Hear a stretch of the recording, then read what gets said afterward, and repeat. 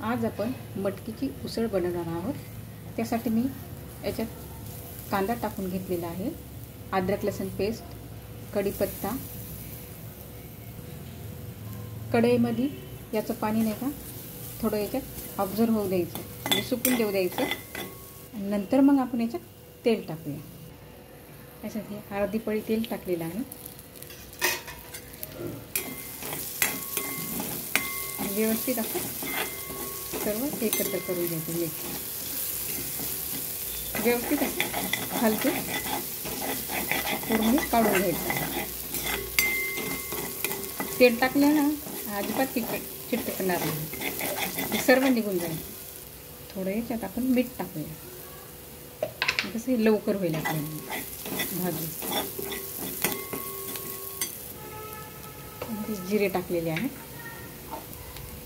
थोडा ओवा, 4-5 मेथी दाणे,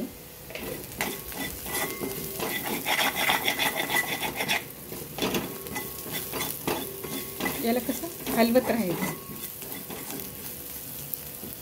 याच्यात मीठ टाकल्यानं हे लवकर होऊन जाईल। यामध्ये आपण आता हिंग टाकणार आहे, थोडं चिमूटभर हिंग टाकायचा, थोडा गरम मसाला, हळद, अर्धा टोमॅटो टाकता याच्यात कापलेला,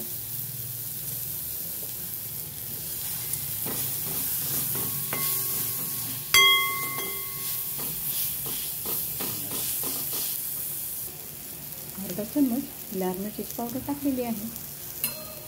व्यवस्थित मिक्स करून घ्यायचं आहे।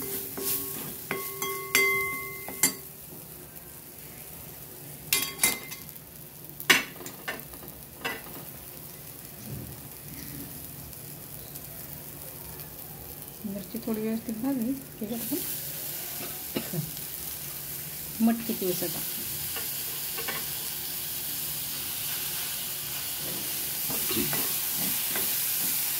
व्यवस्थित हलवून घ्यायचं। अजिबात खाली चिटकू द्यायचं नाही, व्यवस्थित मस्त खालून हलवायचं।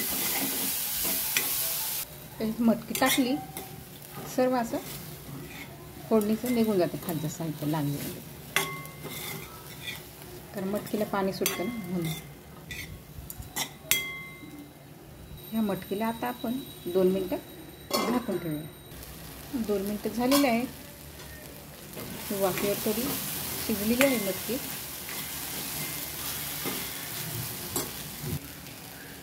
हे घरचं वाटण टाकत आहे केलेलं,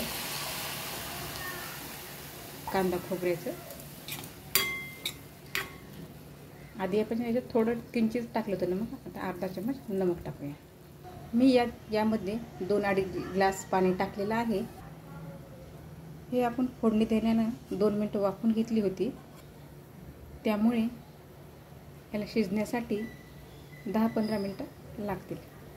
मसाल्याचा वास सुटला घम की समजून जायचं की आपली मटकीची उसळ तयार झाली आहे। स्टार्टिंगला उकळी येऊपर्यंत थोडा फ्लेम अर्धा सेकंद फास्ट ठेवायचा, त्याच्यावर अजिबात प्लेट झाकायची नाही। उकळी आल्याने आपण नंतर प्लेट झाकायची। 1 मिनिटानंतर उकळी आली की गॅस स्लो करायचा।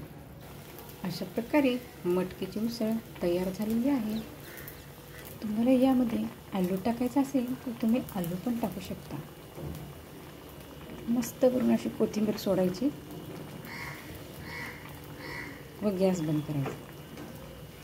मुलांच्या डब्यात द्यायची असेल तर थोडं कमी स्पायसी करायचं आणि याच्यावर थोडी शेव टाकून द्यायची, मुले आवडीने खातील। डिश कशी वाटली, मटकीची उसळ कशी वाटली नक्कीच सांगा।